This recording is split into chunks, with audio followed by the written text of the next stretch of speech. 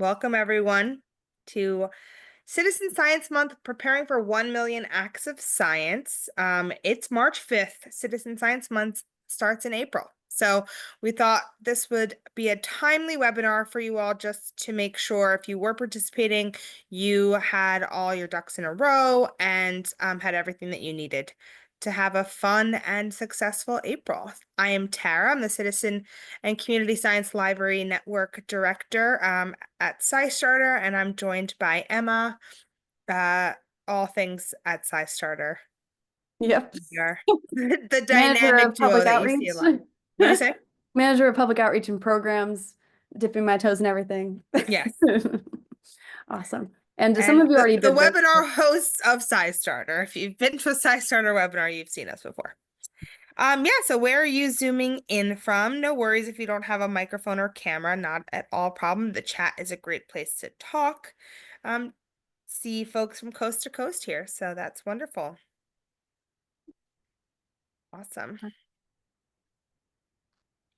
Before we get started, we're going to be using Menti polls today. We love Menti because they are fun and interactive. So the way that this works is Emma's going to put a link in the chat. And in that chat, you can go to a separate browser, and that way you can use Menti. And oh, the rain has started. You can use Menti. Here you go. There's Emma just put it in the chat. So go ahead and let us know. Are you a member of the Citizen and Community Science Library Network? We're curious, just in general, who's on the call today. And the link And is if you're in the chat. not, the option is to join today. We've given you little choice now. This is a free network. It's free to join, and it's just so that we can keep track of folks that are interested in and excited about citizen science, so that we can better serve you and promote the resources. So put that link in the chat. And yeah, so Emma put in the chat how to sign up to be a member. We encourage you to go there today, and you'll get the newsletter, and we'll be able to better support your citizen science efforts. I'm gonna drop that link in the chat again since we have folks joining. Oh, and I duplicated things. So yes, we have a Menti poll going, and then the link in the chat to join the network as well. All right, next slide, please. So this Megan said, "Oh wait, maybe I am." That's true. You may have signed up a while ago. The network has been growing since 2017. We launched this nationally. It's grown to international waters as well, and the goal is really for us to be able to empower you, to increase your capacity to serve your communities in citizen science, and to broaden access of people participating in citizen science, so that we can accelerate important scientific research. And now we got to change that, Emma. We have over 1,000 libraries participating. Yay! I know. Sweet. Okay, so what are we doing today? We're going to cover just some basics of citizen science and Citizen Science Month, so that we're all on the same page about what's coming up in April. And then Emma's really going to take you through the big picture of the goals and the highlights from last year and what's coming up in this April. And then we'll go into some nitty-gritty about what resources we have for you if you want to host and participate and contribute acts of science. And then Emma's going to give you a tour of the website as well, so that you are very familiar, since we have made some changes. We're constantly updating it to make it more user-friendly and adding more resources. Okay, so let's just quickly jump back one step. The power of citizen science. What is citizen science, and how is it different than other STEM programming? So if you've been on a webinar before with us, you are maybe familiar with this, but we're going to go through it just so that we all sort of level set in terms of our understanding of citizen science. So citizen science is a global movement. It's happening all over the world, and it enables people from all walks of life, from different backgrounds, different age levels, different communities, to contribute to real scientific research in collaboration with scientists and researchers. It can include lots of things, and we're going to cover some of those examples of projects today, but it can include observing biodiversity, observing the night sky. I just logged a really unfortunate observation of I know I didn't even tell you this, Emma. I was driving and there was a bald eagle was hit by a car. Yeah. Oh, I know, it was so sad. I cried a little bit, but I logged that observation because that's important for scientists to know. Observing the night sky, observing air, monitoring air quality. There's some great projects that help you understand your air quality and water quality. Pollinators are obviously incredibly important, and there's lots of projects that help help scientists better understand pollinator activity. And then there's some really fun projects that you can do where there's too much data. Scientists have too much data. For example, images that are coming from satellites, we need help analyzing them. So there's really, you can find exoplanets and or trap cameras under the water and locate really cool um fish and different discoveries there. And you can also submit your own biological samples to science too. And one of my favorites is that a study done of belly buttons revealed there's 50 plus types of belly button bacteria. And the only reason we would know that is because citizen scientists swabbed their belly buttons and sent in that data. So there's lots of fun things you can do, and the beauty is that you can do it anywhere from right here in your living room, or at your office, wherever you are today, to your backyard with your grandkids, and with your families and more. So that's why we love citizen science, and that's why it's such a great engagement opportunity for libraries, because you do serve so many diverse audiences. Okay, so just thinking about um, that citizen science is real scientific research with communities. Which of these activities is citizen science? I'm sending that link again in the chat for anyone who's joined us later. It'll be the same link. So the options are taking a photo of a plant during a nature hike and uploading it to the iNaturalist app, organizing a beach cleanup, planting pollinator garden to increase pollinator activity, and testing local water and reporting it to this project called Crowd the Tap. And thank you to those of you who are writing in the chat. I'm going to go ahead and show you this one because this one's a little odd.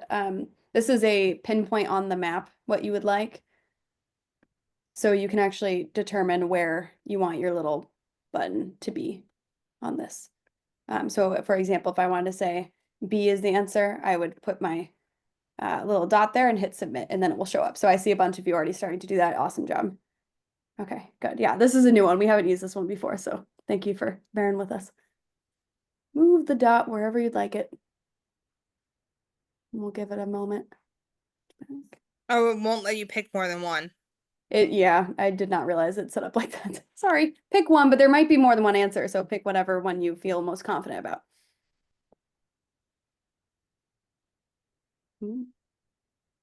Three of you picking the exact same spot to click on.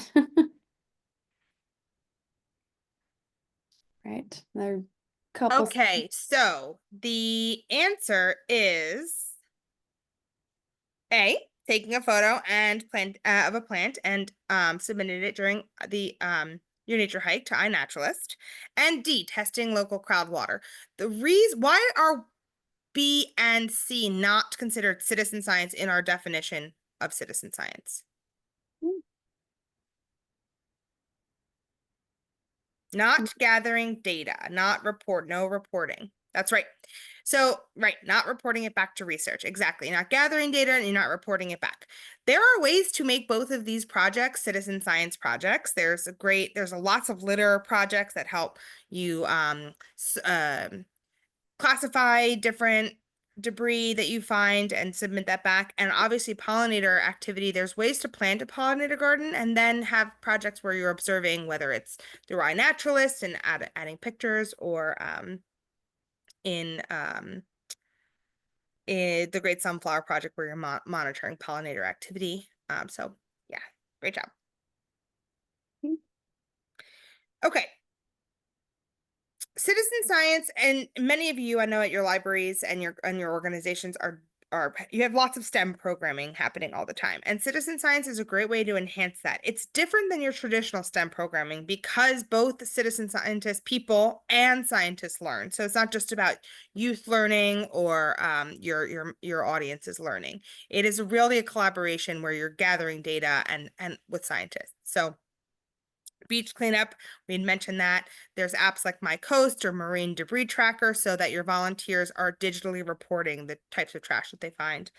Tree planting is great. We know there's lots of activities. There's the Globe Observer app that helps document tree height and sends that information back to scientists. So there's ways to supplement the programming you're already doing with citizen science. Next.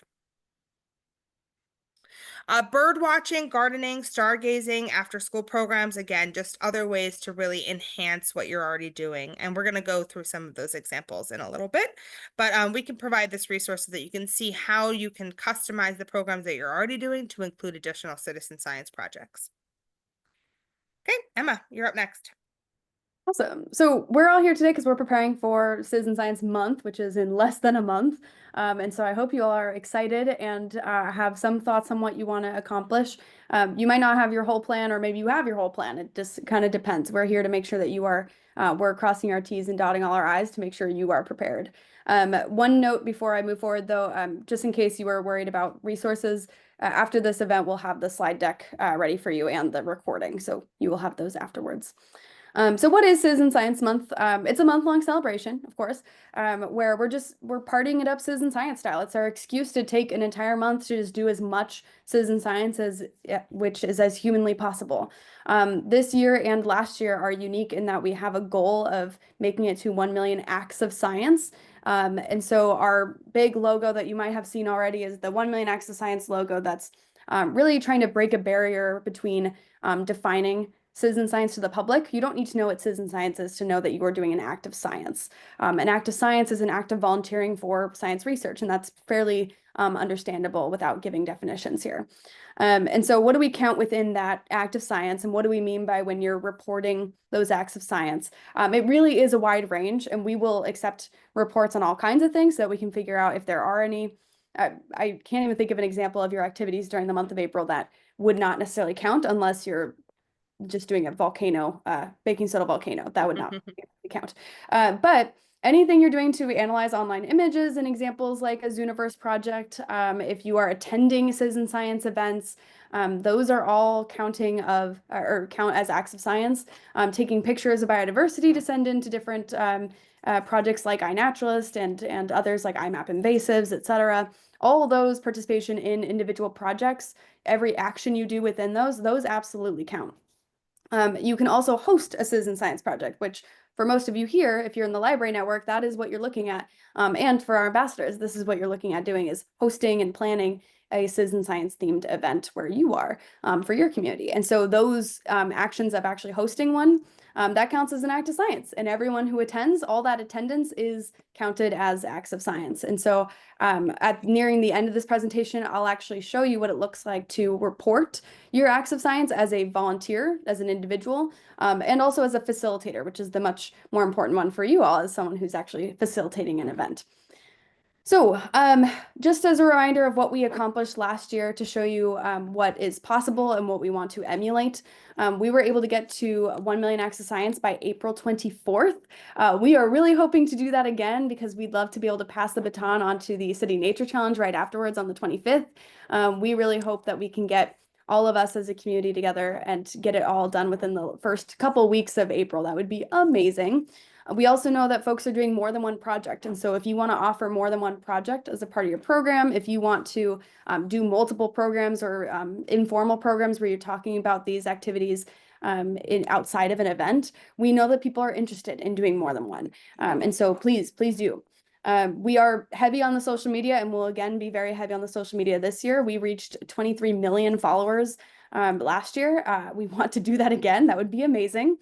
We had 500,000 people from 126 countries join us last year, and we had a lot of projects benefit. So the world is your oyster. You don't have to do a BioBlitz every single time. You can absolutely spread your wings and do some eBird for the sake of the oh gosh, what is it even called? Not idiom. Whatever. Words are hard. All right. So what else happened last year? We were able to prove that these are important events that you all host. We know that people rated their experiences excellent or good, the very, very high majority of them. We also know people were more likely to participate in more projects, and they would recommend citizen science to others. And so your ability to describe these experiences and guide people through participating is really important because you are key like bridge builders for all these folks who are wanting to do a volunteer activity. We had a lot of events through libraries. We want to hit this out of the park, that 250. I want to make sure that that's much higher for this year because there are so many libraries in our network, over 1,000 now, that are able to support programs like this. So hopefully that'll be blown out of the water. All right, so what's the point? These are our goals. We want to increase the awareness and participation in citizen science across the globe. As Tara mentioned earlier, we have an international citizen and community science library network, and that means that we have a lot of space to fill to increase awareness across the globe, and other regions are taking part in this as well. We want to increase your capacity as facilitators and organizations to engage the public.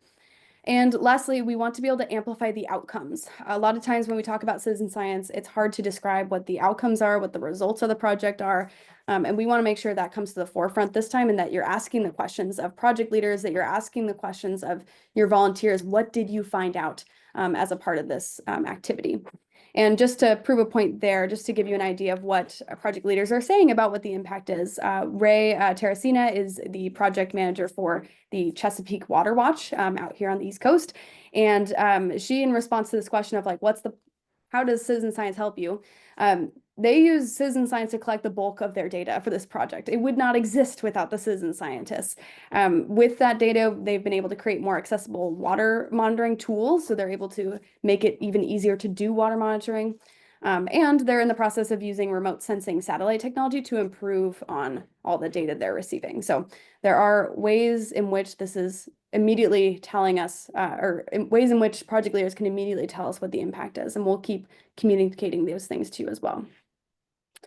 All right, so there are many ways to participate. We gave you a clue with that Act of Science slide a while back. These are a set of suggestions that we recommend as a part of participation. You can do every single one of these. That would be amazing. You can also pick and choose the ones that make most sense for your community, depending on how much they know about citizen science already, or how much you have the capacity for. We have a media toolkit for you to use. That'll be in our resources after this, and we'll show you where to find it on the website.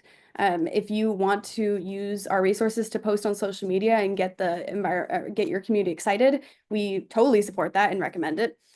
We also recommend hosting a training for staff and volunteers that is just about what is citizen science. We're not to the point where it's a household term necessarily, so we need to make sure that we're still training people to be able to lead the next years of participation in citizen science, and not just in April, right? This is any time of the year. We also have on here planning and hosting a citizen science focused event in April. This is the most obvious one that we're talking about. Pick a project, do an event, do a program with your peers. And we can talk about examples of that too if you want to share what your plan is. On the next slide, you'll actually have an opportunity to do so. And we can talk about what counts and what might be able to be improved upon. And then lastly on that list, our new program with the SciStarter ambassadors, hello ambassadors who came today, that they are all there ready to be a part of your programs and assist and advise where you need it. And so if you need to be connected with an ambassador, we have a directory for you to be able to reach out and contact ones that are nearby, or contact ones that are involved in programs that you're interested in that you'd like to investigate for your community. So let's say you love monarch butterflies, you can reach out to someone who works with monarch butterflies, which I guarantee you there's at least 3, I remember. And so you can ask for their advice on how to start a program. Those 2 bubbles on the left and right-hand side are those key items of we need them to be done in order for you to be counted within the Citizen Science Month 1 Million Acts of Science count, and ways for us to track impact of how awesome this month is. And so we need your events registered on SciStarter. It's a really easy URL, scistarter.org/ad, and then you hit event. We also have reporting your acts of science, which I'll demonstrate for you near the end of this conversation. All right. I've said a lot of things. If you have questions, please feel free to drop them in the chat. We would love to know what you're already thinking. And so if you would like to make a note and just write a simple description of what you're planning on doing, this is your time to shine. Share with the others in this call what your thoughts are. If you're still not sure, but you have an idea of like the topic you want to do, those types of commentary are welcome as well. I'll go ahead and add that QR code back too. We've seen a bunch of events come through too on SciStarter's event database already. And so I can point out that someone said, yeah, I like that bingo card that Emma made. I'm going to make an entire event, Citizen Science Bingo. That counts. And someone added that as an event, as a program at their library for the whole month. So that absolutely is a great example. But we'd love to hear more from you all. We got a good chunk of you on here that we'd love to hear even what type of event or project you would prefer to learn more about too.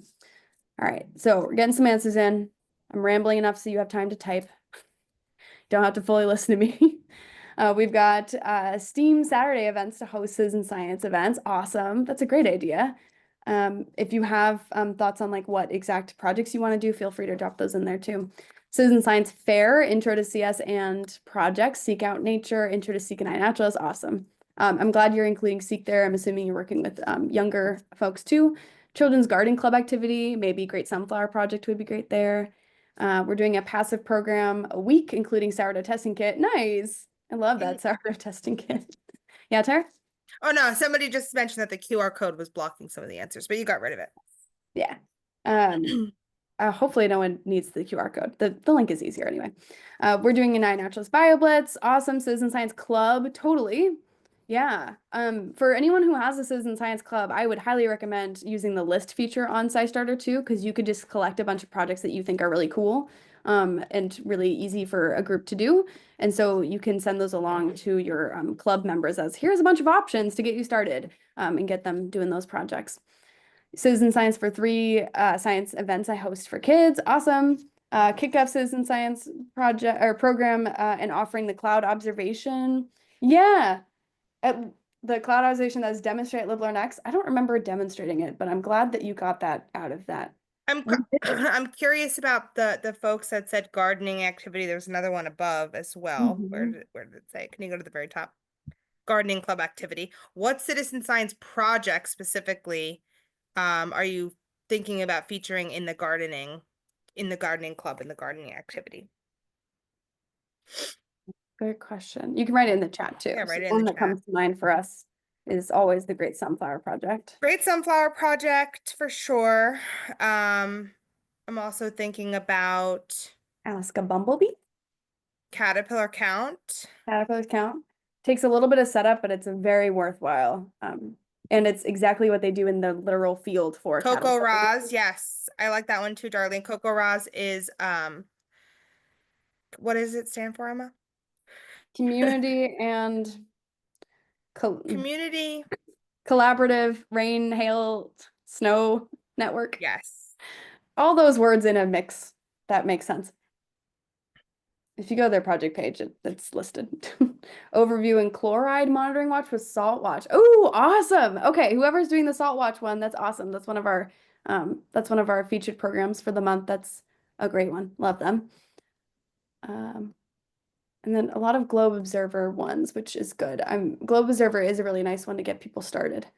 And there's a lot that build off of those projects. I know folks who have citizen science kits with those projects. All right. Nice. So Sarah said we have a garden and run it with the pollinator research. Last year we tried releasing butterflies. Yeah, that didn't go well. The bird snatched them out of the air in front of the kids. That's unfortunate. Oh my God. Yeah. I was at a wedding once where they released butterflies at the end of the ceremony and they were all stunned and they just like all dropped to the ground. It was the worst thing. Yeah, yeah, sad. Bridget mentioned I plan on doing the Great Sunflower Project. If I introduce it in April, does that count, or does the count come from the actual Yes. reporting people do all summer? So the actual count of acts of science is within April. However, hosting an event in which you do the program, all those acts of science, every single survey that's submitted, those all count as acts of science.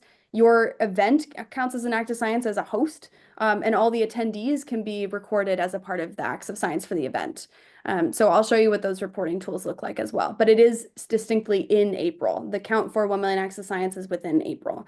But as It, Emma said, you're hosting the event and talking to 20 people about it counts as 20 acts of science. So, yes. But we also do encourage them, encourage you to actually go out and do some of the projects with your populations in April. Absolutely.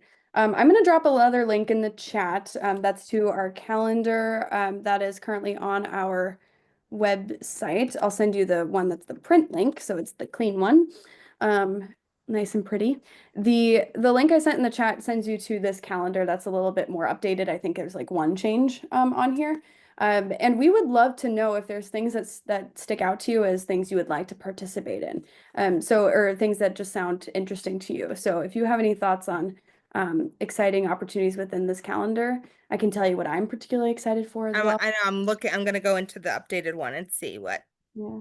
This one is updated, though. Well, we should really shout out Library Week, first of all. Mhm. The week of Sunday the 6th, Library Week. Okay, Karen says National Pet Day. Obviously, I think that one's a very popular one. Mm-hmm. Wow, you had dog and cat people there. Yes. What If you're a about cat like person, fish if you're a cat people, person. There's bird no people? project. Oh, although, you know what, there are projects, if you look hard enough, there are some that like kind of relate to those things. Like if you're a fish owner, fish mom, etc., whatever. There are projects about fish, like the fish Right. survey. There's also one that's a fish doorbell that we just added on. It went viral years ago, so you might actually be familiar with that one. And It's the trap cameras that I mentioned Mhm. earlier too, you can go and observe fish. Yeah. Oh yeah, please take selfies with your pet on that day, and send it in. Also do the project, of course, but sending And it, hashtag 1 million acts of science. yes, yes, yes, yes. Obviously I like, well, okay, you're gonna mention some of these, but the new moon. Yeah, there is a new moon. We're using that as a tool to say new moon, new projects. Yes. So But also that's a good night to do globe at yeah, night. observing the night sky. Yeah, you need a moonless night, so that's great. Absolutely. Yeah. If you have International moon, Moth Night, nice. yes, please participate. Add your event to the calendar so we can have a bunch on the 28th. If you do a moth night on any other night, by the way, like if you need it to be not a school night, for example, feel free to add it any other night. We're culminating on that night as a special highlight day for it, but feel free to add it any time of the month. A watch party for Do NASA Science Live, I assume that's on the 10th. That's a NASA event designed for service members, veterans, and their families. We would love to have more watch parties for that. We even have a tool, a guide for you all to create a watch party. Um, we've got Earth Day. Yeah, totally. Earth Day, it can be full of activities. We're working on developing a program for you all to tune into for that day as well. There is a day of the mushroom, which we're recommending doing the Fundis project, which is the fungal diversity project. So anytime you see a funga, if you see funga around, um, take a picture, try to identify it, send it into the Fundis program. I see Ocean Day, and a couple others on here. So Ocean Day and Public Health Week items, all of those relate to a select number of projects. And so if you click on them in the calendar, it'll actually take you to a page with multiple projects too. So if you're thinking you want to do something water quality wise, there's a bunch of options for you. And now is the time to be getting ready for it because many of them require testing kits like the nitrate watch and salt watch. Those ones require a kit that you have to order. Same thing with the Chesapeake Bay Water Watch, Chesapeake Water Watch. Aaron has a great question. Can you suggest some projects that can be done without screens? Yes. So the Great Sunflower Project has data sheets that you can download and go outside with clipboards, and stopwatches and monitor pollinator activity. What else, Emma? Yeah, there are some that are so this one's not as easy to jump into, but the for amateur radio day, we're doing ham sci. Those use radios. So if you have a amateur radio club in your area, that would be a great partner to work with because that's very much like not screens. You're going in and learning how to use radios, and those count as acts of science too. And I also think some of the nature projects like I See Change or Our Naturalist, like there's ways to do them first without any screens and just use them as a way to take, families or youth or others out to do observations and then maybe do that at the end, as opposed to like having kids having a screen in their hands the whole time. We suggest even having like a nature notebook, doing some STEAM activities there. They can draw what they're seeing and then going in and putting the data in. Definitely. Yeah. Yeah, moth night as an example, you shouldn't have a screen in front of you unless you're taking pictures of the moths that you find, but a lot of it's observing what's in front of you in nature. So Well, that's and actually a little bit Globe nice. at Night has a non-screen version where you're going out and seeing how many constellations you can see in that. And so they have data sheets for you to be able to do that, and then you can go back and input your data. I mean, obviously, a lot of these involve sending your data back to Right, somebody, which will ultimately involve some kind of device, but many of them to do the actual observations do not require devices. right, yeah. As long, I mean, it could even be a take-home activity of like, great, you did the observation. Now here's the instructions for submitting the It's how to data. log your information. Yep. Mhm. Although we highly recommend doing that with the groups just to make sure it happens, but of course there are limits, right? There's also this is not necessarily a group project, although it could be something that you do as a take home. But eating popcorn for science, that definitely has no screens. Although I will admit I did that project while looking at a screen the whole time, so because I just watched TV while eating popcorn. So if you need an activity that's kind of a little outside the box, The that's other thing that that it makes me think of for Aaron's question is that oftentimes, especially with younger kids, you need to be 13 years or older to have a SciStarter account. Many of these projects also have age restrictions in terms of like who can create their own account. So at libraries or like with after school programs, we often see you can create sort of like one account for your after school group, and then you can aggregate all of that information back with those data sheets, and be the person inputting the data. So that's something that we yeah. suggest. Definitely. I'm just writing that into the chat too. Would Earth Day poetry count? Poetry, I'm going to assume you're not doing something related to submitting science data from that poetry activity, so it would not count. But if that event involves teaching folks on what projects they can do as a part of Earth Day, or if you do some form of a project together before the end of that event that goes beyond poetry, it has to be about research going back to the researchers. Yeah, so that's the real consideration. So any STEM event doesn't necessarily count. Unless you are introducing citizen science, having people create SciStarter accounts, encouraging people at your library to complete the foundations of citizen science training and monitoring how many people are doing that. So there's passive ways to do this, um, sort of around other programming that's happening. And there was a question too about is that how pet selfie would count? Yeah, so we're assuming if you take a pet selfie, you're also contributing to either Darwin's cats, or the dog aging project. There's a couple others too you can find on SciStarter, like Sea Bark for dogs. So if you take a selfie with your pet, make sure you're also submitting a survey for your pet on the topic of one of those projects. And on the calendar, you can click on them. So this PDF will be it's clickable on the link I sent in the chat.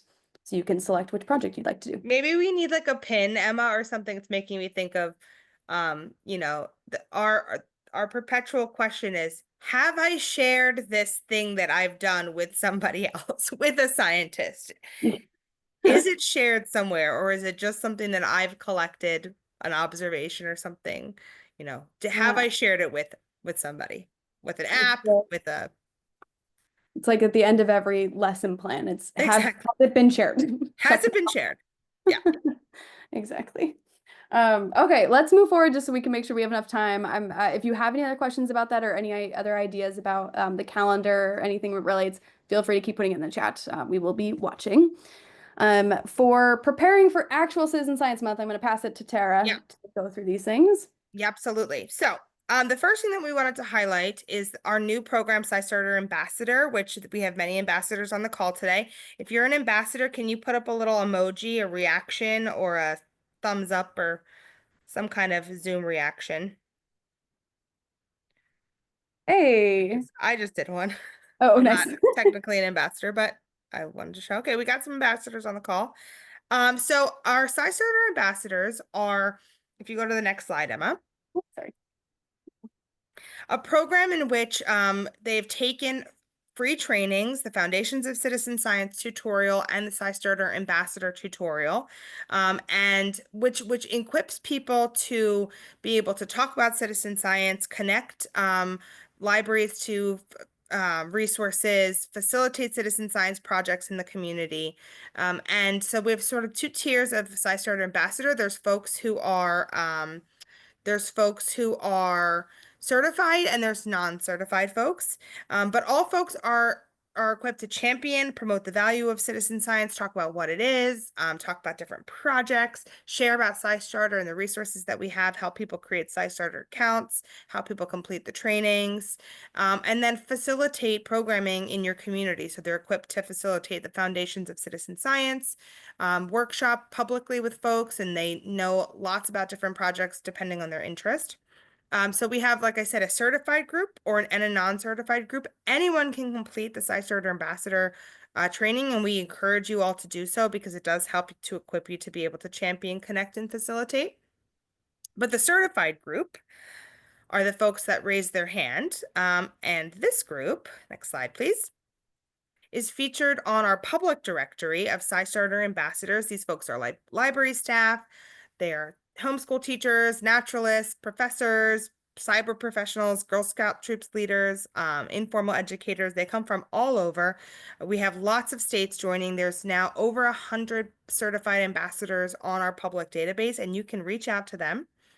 If you have a SciStarter account, you can reach out to them via an interest form and ask if they're close by to you, if they'd be willing to collaborate on an event at your library or at your community-based organization or at your senior center to come talk to people about citizen science. So we really encourage you to use this resource. And we're also actively recruiting for this next cohort of ambassadors, which closes in about 2 weeks, a little under 2 weeks. Knowing us will probably extend the deadline, but that doesn't mean you shouldn't go take the training and apply today. And certified ambassadors get a kit of materials to be able to take out to their communities, some swag, t-shirts, some fun stuff, and obviously feature on this public database. And they're volunteers, and if they're able and willing to help, they will absolutely. So you should definitely check that out and use that to help support citizen science programming. And Emma put both links in the chat, two really important links for the directory and then how to apply. And there's a menu at the top too, so you can see the other things. Awesome. So in addition to working with newly minted ambassadors who are certified and super prepared, we've also done a more purposeful connection with our project leaders who are basically our featured projects because they reached out as being, yes, I want to be a part of Citizen Science Month this year. I want to be a featured project. I want to do more, go above and beyond what we've done in the past. And so a group of them has opened their schedules up to be able to be speakers. So if you're looking for a subject matter expert for a given project, we do have a list of project leaders that we'll look over briefly here, but it's not like you can look at this later to see if they're available. You can reach out to them for particular projects to talk about virtual presentations, maybe in-person talks. I have a list of like where in the world they are. And if you want to do Q&A sessions or just inquire about the project a bit more, we've made it a little bit easier for these particular folks who said, yes, give my information out so we can help them. And that list looks like this that I'll share for like 5 seconds because it's too much to read. So just know that this is the list. We've got someone from Fjord Fido. We have a couple of water quality projects on here, the International Bird Survey, Fathomverse, which is a deep water exploring biodiversity in the twilight zone of the ocean, the Dog Aging Project, and Saltwatch, Redshift Wrangler. These are all great projects to reach out to, and they're ready to be reached out to. So they're great. We had a question about ambassadors. Kelly, just FYI, it's based on like shipment dates, so I'll talk to you about that later. Awesome. Okay, so lastly in our list, or not lastly, but one of our big resources is our website and our event resources. We're going to cover a couple of event resources in particular first, and then we're going to do a little mini tour of the website so that you're ready to go and look through it yourself after this event. So passing it back to you, Tara. Yes, no problem. Yes, and I just messaged Kelly, but I think cohort 3 kits haven't been shipped yet, so you'll be getting them soon. Some other great resources that we have a certificate of participation. People love to see that if they participated in events. The bingo card is super fun. You can customize that to add projects that are relevant to your community, or if you want it to be focused in a certain area, you can make it the bingo card customized that way. An acts of science card that helps you understand how to how helps folks understand how to submit their active science. So again, like especially if you're not actively doing an active science, well, if they're not participating in a citizen science project like at the event and you're just talking about it, this is a really good thing to give out so that they remember to submit their acts of science in April. Buttons, stickers that you can make, and you can find all of that on this beautiful website that Emma is going to tour now. After this one slide, just so Oh, we after this one slide, sorry. Um, these are event recipe cards that are tied to specific projects.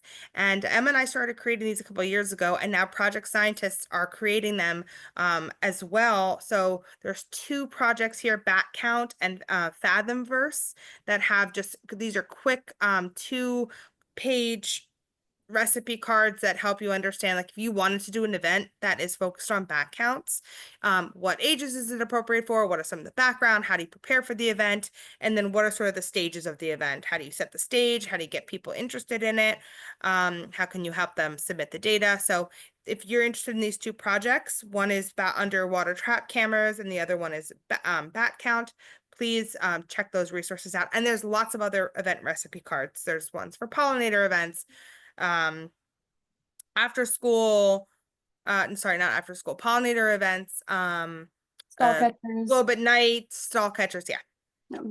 And just a note too, Bat Count went above and beyond. They created a slide deck for y'all to use. They made a facilitator guide. I love this group. If you want to talk about bats, they have everything you need to talk about bats. So feel free to use their things. And we'll show you where to find those too.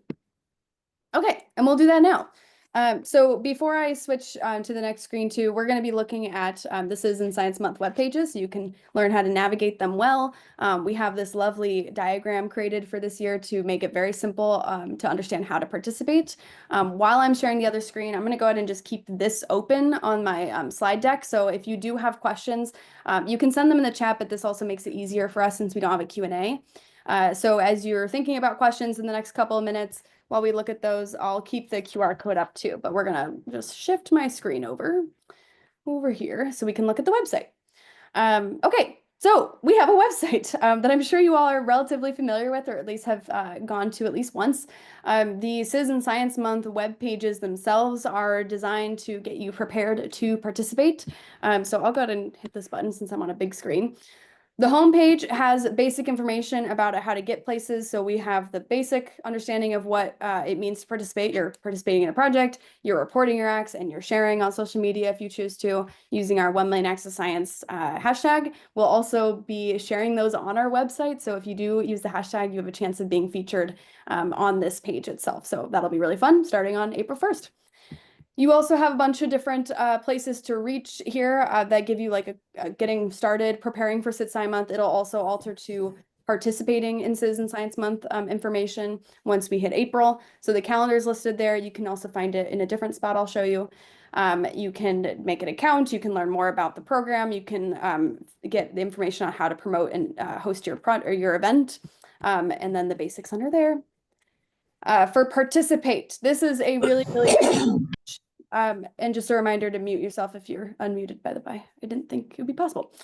For the participate page, we're trying to make it as easy as possible for you to find events and projects to participate in a given moment. And so every day we will have different featured projects. There'll be today's picks that you can choose through. And so as a volunteer yourself or just someone who wants to promote one project, you could set this up on a library computer on the participate page and allow people to just pick whatever programs they want to do. And so you can choose from a set of featured projects. We will have reviews of these projects that you have a good idea of what the point of the project is. If you have a review for a project and would like to share it with us, feel free to email us as like, I love this project, it should be featured. Let us know, we'll consider it. And then there's also a set for events. So if you're looking for that calendar and forget where that link is, you can jump right over to participate on citizensciencemonth.org and you'll see it right here. And it's clickable, so I could click on any given button and it will send me to that project page.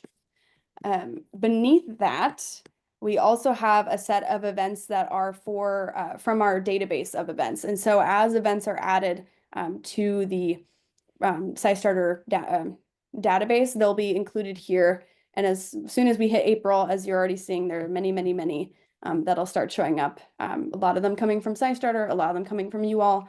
As many events or programs that you're hosting, even if they're passive programs, feel free to add them as a notification of like, this is how we're participating in Citizen Science Month. Awesome. And it's a long list already, so it's going to be good. All right. After that, I'm just going to show you pre-April things. So event resources wise, this page has remained the same pretty much. So you can just come here to find all the resources that we have mentioned. We have a Google Drive. You could click on this just to like scan through the Google Drive. Preparing, planning, and facilitating, promoting. And so underneath here, you'll see all those things split up. So a little bit more description so you know where to find things and what they're used for. At this point, if you're already planning on doing an event, you might be looking at promoting already. And so our media toolkit is that first thing you have on there and a reminder for registering your event. Anything else you want to point out on these pages, Tara? Um, you may have mentioned this. Sorry, I was answering an email. On the facilitate page, Mhm. the Foundations of Citizen Science slides are really, really, really helpful. And we're hoping to do an update on them this week, so they'll be even more up to date and fun for you to use. And there's a really good facilitator guide as well that goes step by step. And just to note, all of these are open source. We just don't make them editable on here, so you have to download them. So you go to download, and you can download them as a Word doc or as a PDF. Sorry, PDF or Word doc, or for the PowerPoint, you can download that as a PowerPoint document as well, or make a copy as in a Google slide and edit it that way. And we encourage you to edit these. And there's, go back to the website, there's pictures you can add. What if you talk about a specific project, add that into there. So that's the best way to do this. And we really encourage you to download and edit as much as you can. Yeah, I'm going to show the media toolkit briefly. There's a lot on here. A lot of the promotional information is actually listed and embedded in this. And so if you're looking for a place to start for promotion, I'd go to the media toolkit because you'll see where things are for, oh, I can maybe use this press release. Oh, social media graphics, images that are of people doing citizen science are sitting here. Let me go to photo gallery and you'll be able to see all the various different types of images. Oh, wrong one. They're really great images. I use them for Oh, everything. So I used one today. yeah, I use them all the time. Adding an event. And it even includes information about the ambassadors too. So if you need a reminder there and literal posts for you. So you don't have to reinvent the wheel. You can alter posts that we create to adjust them for your community. So if you're thinking, social media is so hard, like I do, we made them up for you so you can make them simpler and just insert your particular information. And just like last year, we still have the stickers. If any of you use Instagram, you can find our stickers still on there. So I'll be adding those to my posts during April as well because they're super cool. I love this one in particular. It's great. It's great and pretty easy to add on Instagram. But of course, you can always reach out to us if you have questions about these things. We're happy to help do that. All right. I'm going to go back to our Oh, right. The one thing I did not mention, and it will be listed at the top here. If you notice on home and in these instructions here, there is a report your acts. This page is not available to you yet. It'll be available on April 1st because that's when we want you to start reporting your acts. It is a Google form this time. So it's meant to be even easier to participate in. You don't have to do anything special. You don't have to be logged in. You'll just be using a Google form. As a facilitator, so reporting acts of science that you facilitated with others, this is what the questions will be like. Very simple. It's your email, so we can identify, it's essentially so that we can make sure we're not making duplicate entries in our account so we can be fair. And so you also have an option of putting in what human or what kind of human you are. So like what your title of your group is. Maybe that's the specific library or a third grade class, your organization if you'd like to put it. We're asking you to describe the acts of science, what it means to be doing those acts of science, how many people. So you're doing both the attendance and also estimating the acts of science. We say estimate because sometimes it's hard to tell. Make your best guess. If you're not sure if something counts, you can reach out to us, but also know that like as long as you're describing it, here we can kind of help you decipher if it counts. Okay. We are pretty sure it'll count. As long as it involves citizen science, you're pretty much good to go. Participants' names, if you'd like them listed there, we suggest like first name and last initial if you want to include them, but it's not required. And then whatever program, event, or project that you did, you can list that there. And then country. So we are international, and so we have plenty of countries that actually have their own forms. And so if you are reporting from the US, you'll be using this form, but you're also welcome to define a different country here if you'd like. So up to you. And Um, Emma, you didn't mention that the incentive here to complete it too is that we throughout the month feature the acts of science on the SciStarter website. And we'll be promoting those, and Yes, we will that's have a always wall really of fun. fame, a wall of fame A that'll wall of fame. all of your awesomeness during the event. I will note too, if you are so it's not a live page yet, unfortunately, but there is a tote bag up for grabs for those of you who do events. If you do 2 events with 50 plus acts of science per event, or you do 1 event with over 100 acts of science, you'll be in the running for a tote bag that's super cool and cute looking. Who Uh, doesn't love a tote bag? oh yeah. Same for volunteers. If a volunteer individually does over 100 acts of science throughout the month, they'll also be in the running for So cool. a tote bag. And just note, that seems like a lot. It's really not. Do stall catches for 2 hours, you'll definitely pass 100. So just be aware that like this is very like achievable things. We want big numbers. Try to get those big numbers. It'll be amazing. You'll be involved in great things. All right, I'm gonna go back to that slide deck. Were there any questions? Oh, sweet. Oh, okay. Should I add the passive programs? Yes, please do. Yeah, if you're just Yes. saying, like the table is available for this week. Yes. Perfect. Explain what the And there are ways too, as well. If this is not something that you want to promote publicly, we still encourage you to add it to our SciStarter events database so that we can keep track of the collective impact of Citizen Science Month. It's sort of our best way of knowing how many events are happening, even if they're not public, even if they're a passive program, or if you had a book display or something. Add it there so that we can keep track, and you don't have to make that public. There's a way to mark it as a private event. Yeah, which to specify how that works, by the way, it's how to join. You'll just note this is a private event for this community or whatnot. And so people won't be able to attend it, essentially. But Awesome. we'll have track. Yeah, but we'll be able to count it in our big Oh, I love this question. I have a master gardener coming to talk about vegetable gardening on April 22nd. How can I turn it into a citizen science program? Is this a planted question? Because this is a perfect question. So there's lots of ways to do this. First is using that Foundations of Citizen Science slide deck and just talking about what citizen science is. I think people don't understand that there's lots of projects out there to contribute to real scientific research. And especially pollinator ones, or there's other gardening projects as well. So I would suggest going onto SciStarter, going onto the project finder, looking for projects that make sense. You can make a list of those projects and have maybe like a sheet that people can to take home, that they can take home. What else, Emma? I actually was trying to find, I have a list of garden related projects, so Oh, I dropped there that. you go.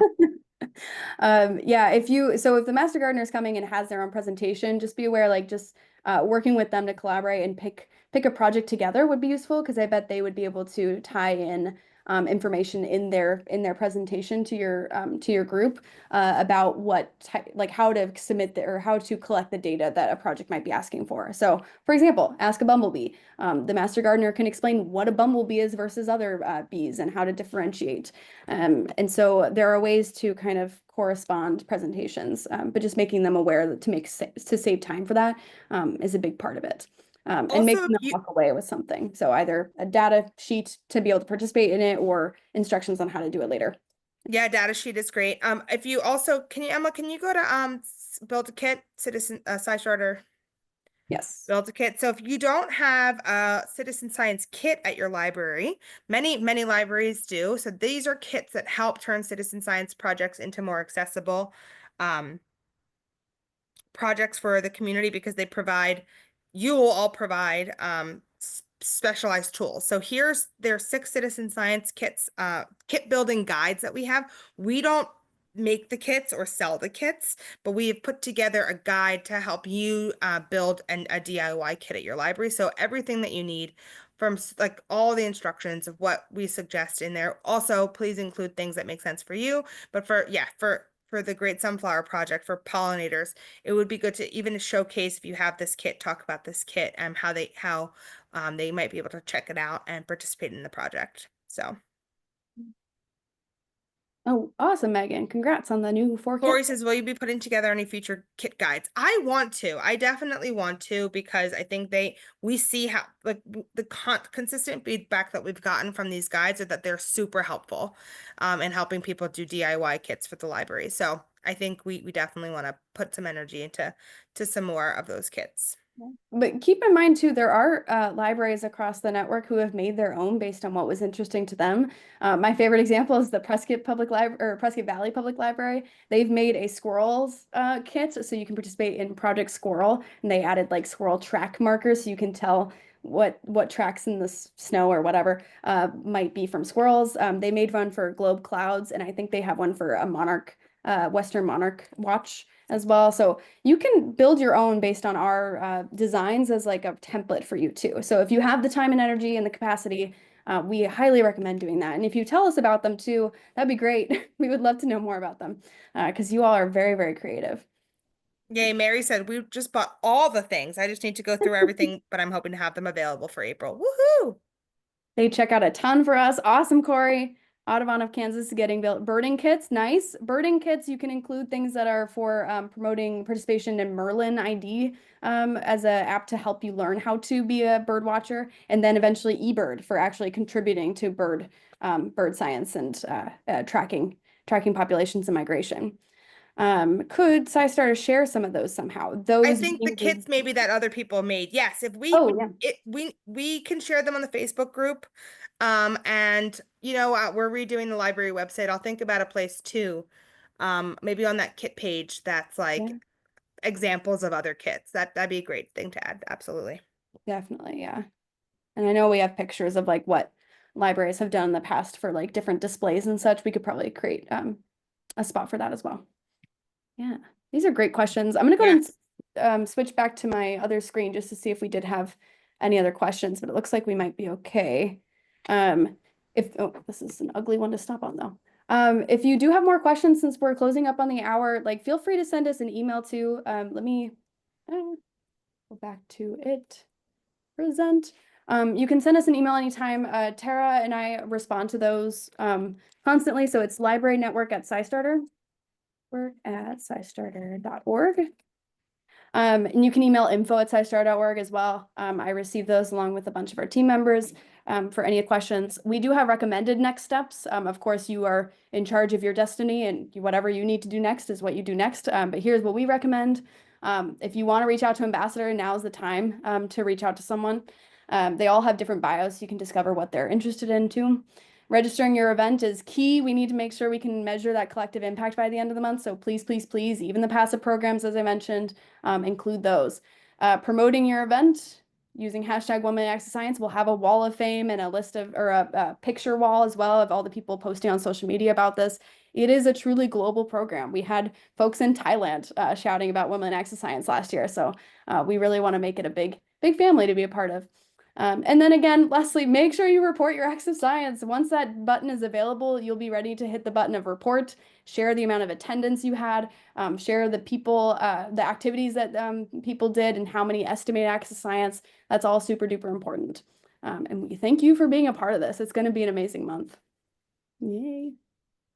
All right. I think my last slide was just a reminder of if you're not in Yeah. the library network, join the Yes, join the network. I've been monitoring the network sign up list and people are Oh signing yeah. up. Yeah. Nice. Awesome. Yeah, thank you Oh, everyone. yeah.